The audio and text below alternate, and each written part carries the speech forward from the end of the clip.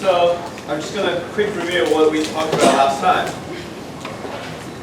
So we talked about quaternion algebras. So we consider a general field K. The characteristic of the field is not 2, sorry, 0.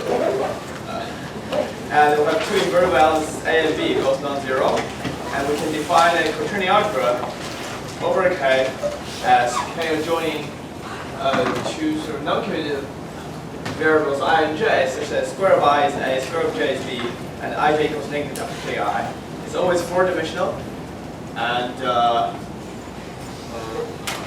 right, and with spaces given by 1, I, J, and Ij, normally we denote by little letter K. So this, in many references, this is denoted by saying differently, A comma B over K. I don't know. So for this lecture, I'll just use dk maybe. The goal we set up for this lecture series is that we want to classify isomorphic classes of all quaternion algebras over Q. The way we do that is by some local to global or local and global crystal. So we want to understand first of all quaternion algebras over R and over other fields extending, including Q, namely QP. So then we move on to talk about this periodic completion of Q, namely QP. So on Q, there's a periodic evaluation, namely we can write an integer A as power P times something not divided by P. And the periodic evaluation of this integer is just the exponent on P. And norm is the norm of A. So norm of A, periodic norm of A is P to the negative periodic evaluation of this integer A, which is P to the negative A. So then if A is more divided by P, the periodic norm of A becomes much smaller. It's a little bit strange if you first time see it. So the key property we emphasize are the periodic evaluation is take the product of two integers, the periodic evaluation will add up. And then if you take the sum of two periodic evaluations, it's at least, if you take the periodic evaluation of the sum, it's at least the minimum of the periodic evaluation of each of the integers. And it's actually an integer if the two periodic evaluations are different. So at the very end of last lecture, we defined that Cp to be the completion of Z with respect to the periodic norm, which is defined up here. So now I can pick it up for a little bit. The reason that this is well defined is because a norm of A plus B is less equal to the map, or rather the sum of norm of A and norm of B. So we define the metric. For any metric space, we can define its completion. Well, let's somehow be explicit about what I mean by this completion.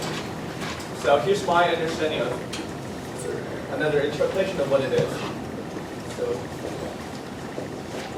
my understanding of what an element in ZP is. So say A. This is called a periodic integer. So my understanding. So I'm going to give three understandings of a periodic integer. So the first understanding of a periodic integer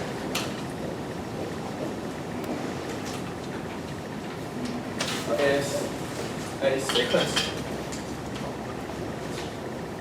of integers. See, by definition, you're going to take completion, so that means you're taking all the quotient sequences modulo their sort of equivalence relations. So a periodic integer would be a sequence of integers that merge under the periodic metric. And what I mean by converge, I mean that I can take things so that the an is congruent to an plus 1 modulo p to the n. What this would mean is that this would imply that if you take the difference between an plus 1 and an, if you take the corresponding periodic norm, you know the difference will be divided by p to the n, and therefore the corresponding valuation will be greater than or equal to n, and the corresponding p door will be less than or equal to p to the negative n. And as n gets larger and larger, this number is actually extremely small. It goes exponentially small. So this sequence will converge. So I can further, when you have this convergent sequence, you can define the p-adic evaluation originally defined over z or over q. You can now define it for the sequence by just sort of taking the limit of the p-adic evaluation.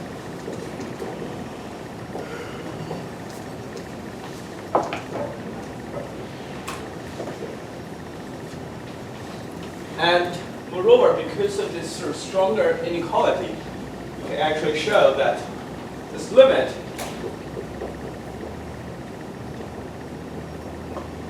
stabilizes if the limit is not zero. If it's zero, then this limit will kind of go to zero in the usual sense. But if the limit is not zero, then we'll stabilize at some point. We'll keep repeating the same number. It was just really kind of reaching the limit in the finite step. This first version of a p-adic integer, what it means to say a p-adic integer. It's basically by definition.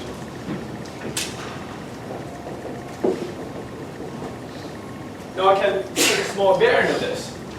Namely, I don't really have to kind of think about integers. In some sense, I don't have to know the precise integers. I just need to know what they look like modulo primes, power of p's. Sorry, modulo power of p's. So I can say a p-adic integer is again a sequence. So for A1, of congruence classes.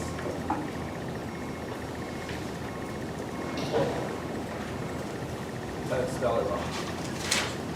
So for A1, I don't remember its sort of integer value. I only remember what it looks like modulo p. And for A2, I think of this as an element of z mod pz. And think of this as an element of z mod p squared z. And the next one as an element in z mod p2. And go on the way. In the sense I just need to know what they are, modulo p to the n. And there are obvious sort of reduction maps. Mod p squared go in this direction.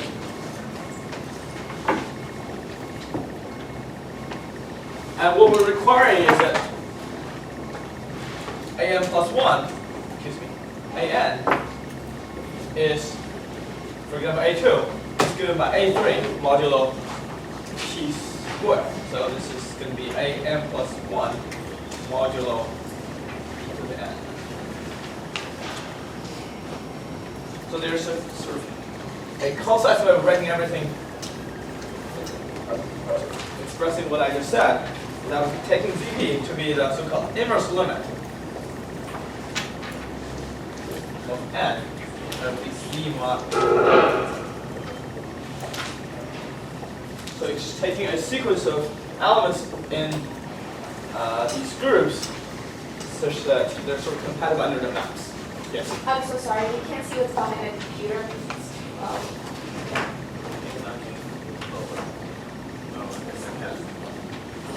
What? Is this? Yeah. Thank you. Okay. Such that by n is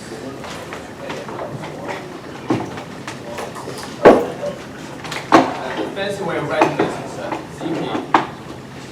Inverse limit of z mod p to the n z.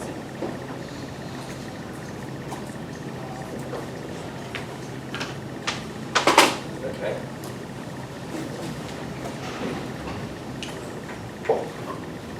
So finally, let's just make it super explicit.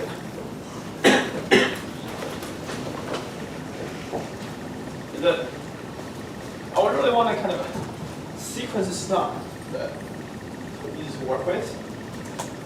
So there's something called a p-adic expansion. And also, it's somehow the sequence over here is not so very unique. Maybe two sequences will give you the same number. And over here, okay, it kind of gets unique because this will be somehow you will know what this number looks like modulo p to the n. I see you want to kind of put them together for all the information is right to the following to a.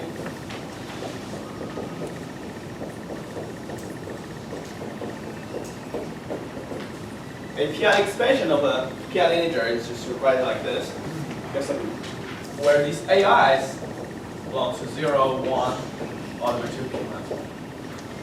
So for example, p equals 5, I can go like some number a equals 2 plus 3 times 5 plus, I can skip 1, which is where there's 0, so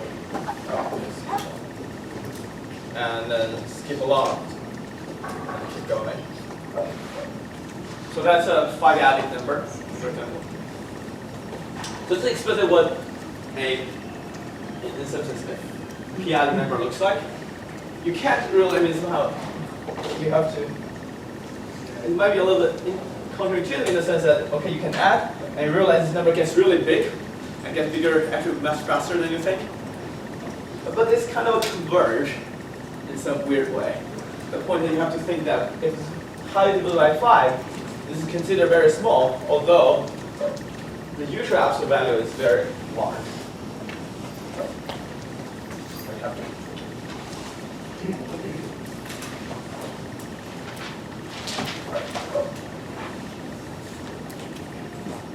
Okay. So I'm gonna.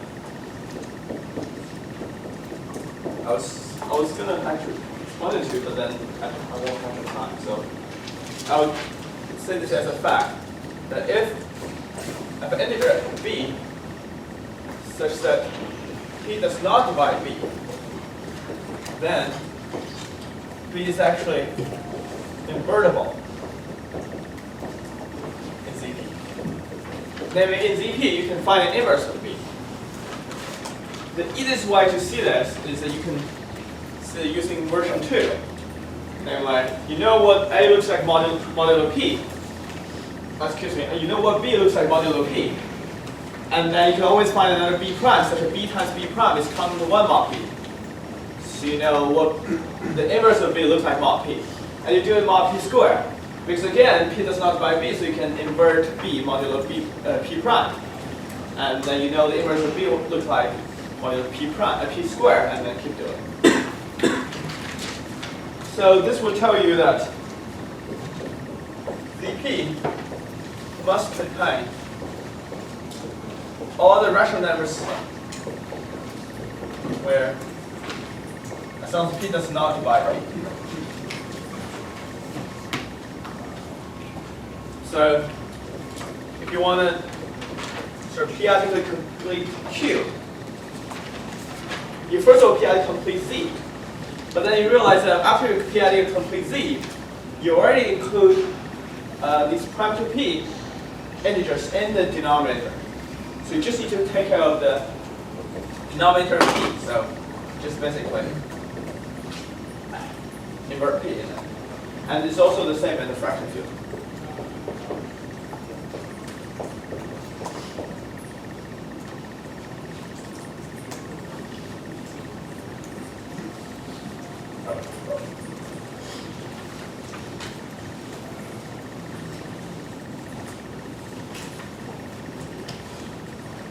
So this is a little bit.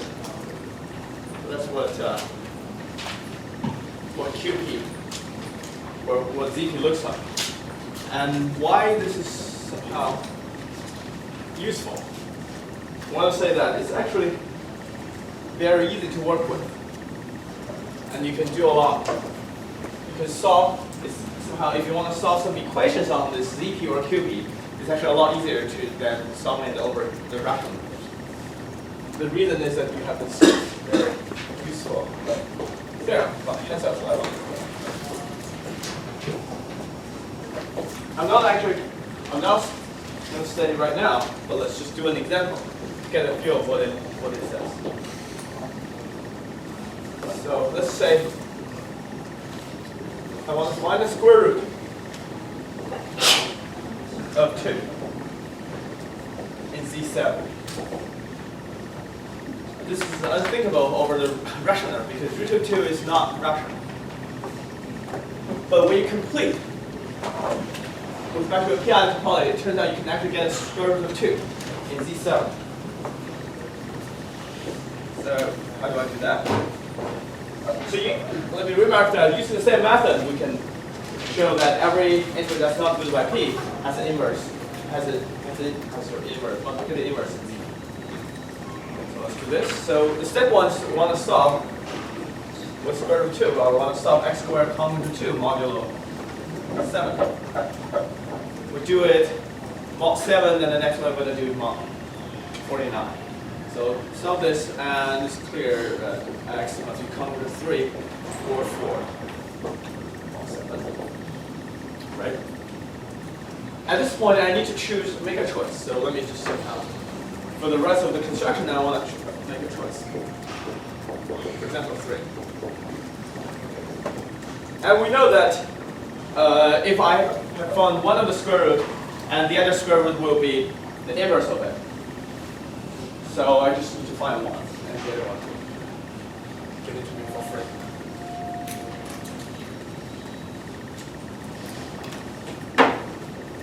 Okay, so that's done. Step 2. I want to solve x squared common to mod 49. This is a lot harder than solving mod 7 because mod 7 you can just enumerate. So go from x equals 0, 1, 2, 3 all the way to 6 and check the square of which one is common to 2. And for 49, that's going to take a lot more time. So we don't do that. What do we know? We know that x is common to 3 mod 7. So we'll use that fact.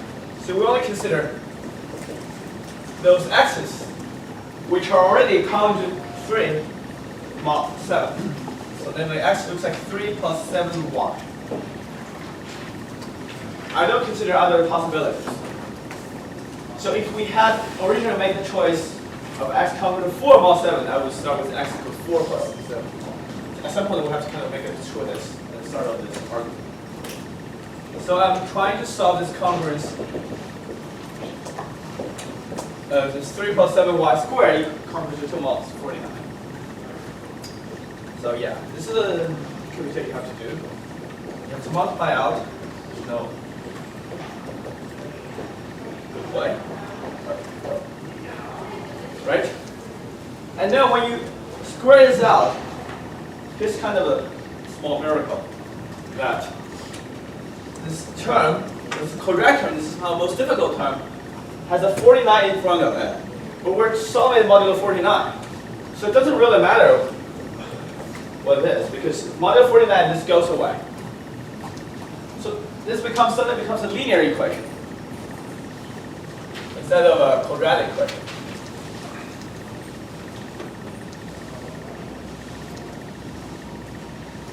So let's move things around. Okay, let's see. Root 2 on the other side, how about that? So 7 plus 42y comes to 0, mod 49. Right? Now all the terms here are divided by 7, so I divide by 7. So when you divide by 7, you don't really need to be common to 0 mod 49, you just get mod 7. Everything is already divided by 7. So y is common to 1 mod 7. This will mean that yx, if you go back here, we only require y to come to 1 mod 7. But here I multiply by 7. So the 7y, we know what it looks like modulo 49. So, because I multiply by 7, the congruence will kind of multiply. Mod.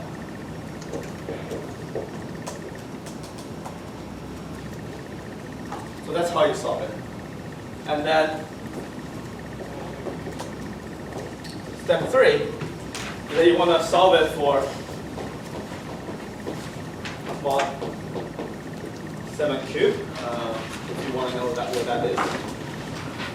347, 43. Doesn't matter. It's some number. And what you want to do is that, again, you don't want the cube thing, the square thing. So what you want to do is you want to take x to be equal to 10 plus 49 times c. And then repeat the same argument. And when you square this, the term involving the square of z will be divided by, I think this time, 7 to the 4th. Now, when you modulus 7 cubed, it's going to go away, and then it becomes a linear equation which you know how to solve. So that's how you get the square root of 2 in Z7. To formalize, are there any questions about the procedure? So using this, you can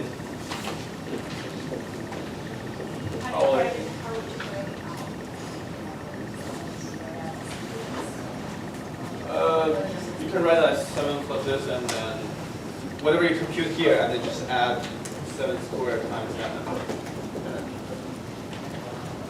Yeah, if you want to actually write down the number, that's, yeah, I mean, yeah.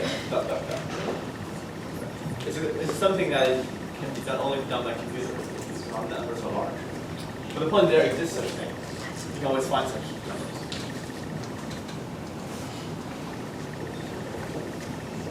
I mean, on the other hand, you're not supposed to. This is some number that cannot stop at some point. If it stops, then it must be integer. We know no integer square is 2. It must keep going. So, and it should not be some sort of periodic numbers. Otherwise, it would probably be subtraction number. So there's no. I mean, you can't really write it down. You can only write down the first, several terms, and then write down that stuff. That's what you can do. And what I just said can be generalized to the following. Here's the following generalization of what I said. So consider any polynomial equation.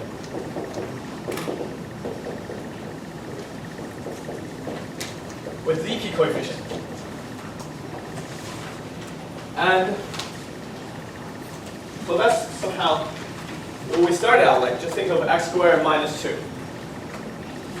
And I consider its reduction modulo p. Namely, take all the coefficients and mod p. In our example, just x squared minus 2. We didn't change anything. But there's a condition for this to work.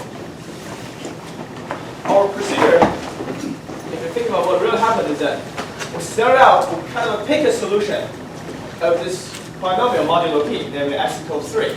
And then we kind of keep producing it 3 plus 7, and then the next step is going to plus 7 squared times something, and keep going. Eventually producing a square root of 2 in Z7. I'm going to do the same thing. Suppose that alpha bar is a,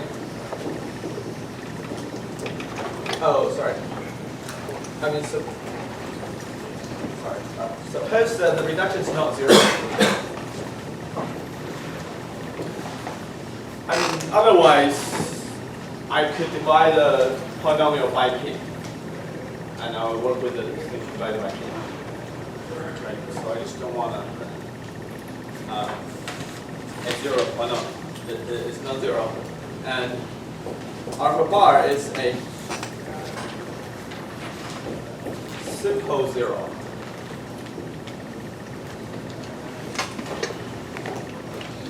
Of the reduction.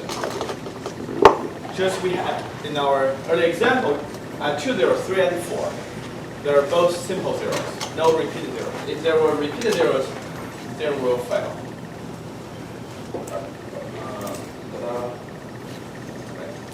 Then,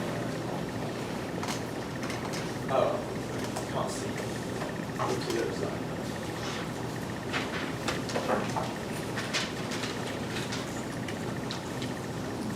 And the same argument as before, we produce a 0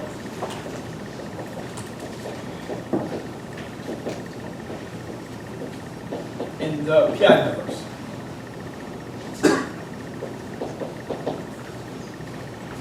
Of your polynomial f.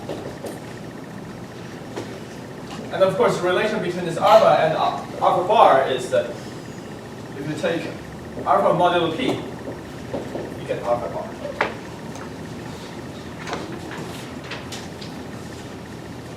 Okay.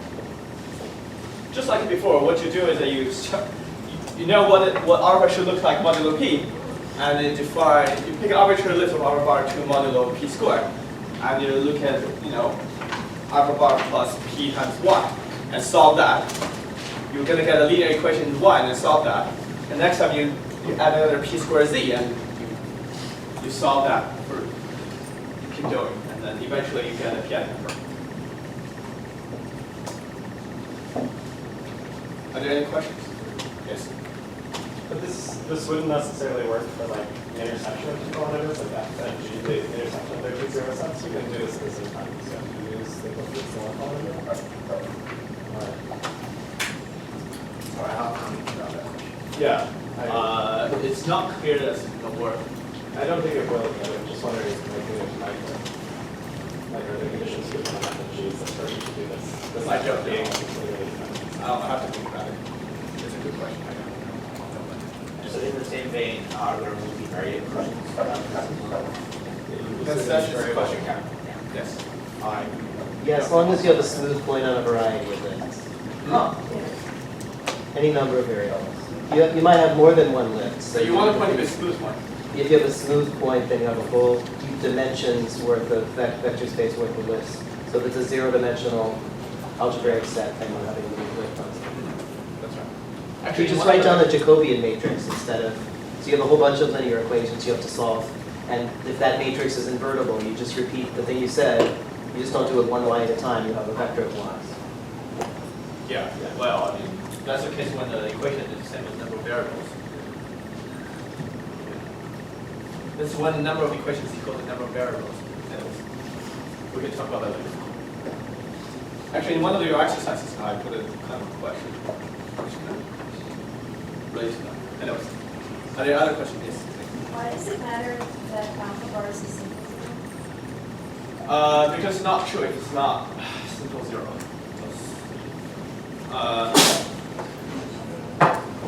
For example, for Q2, you want to solve x squared minus 2 equals 0. This has no solution. For modulo 2, this equation reads x squared equals 0. Definitely has a 0, 0. But this one doesn't have a 0 in Q2. Basically, if you look at the sort of two-adding relative of x, I mean, it's always an integer. But so therefore, the two-adding value of x squared must be an even number. But the two-adding value of 2 is 1. So they can't be. So there's no solution.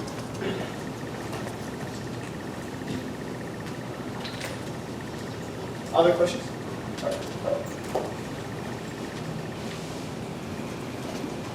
Good. So now, we're going to use this tensor lemma. I want to determine the structure of the multiplicative group of QP. I mean, it's a field, so it's just QP deleting 0. I'm going to do it for PR. When P is 2, it's always a little bit weird. So if you go to a math conference, many people would declare that 2 is not a prime.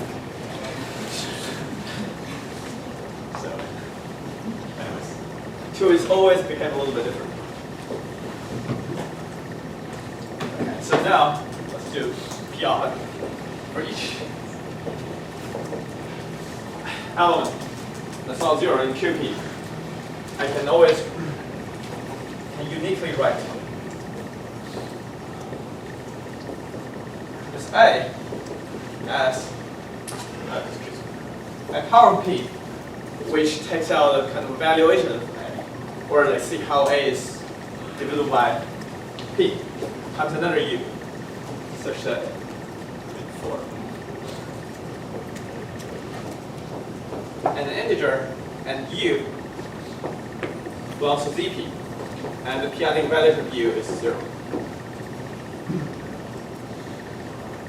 And this actually implies, as a fact that I won't have time to explain, but it's actually invertible in ZP.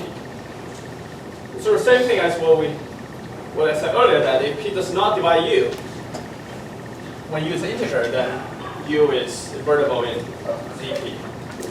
Similarly, if a p-adic integer is not divided by p, then it's also invertible.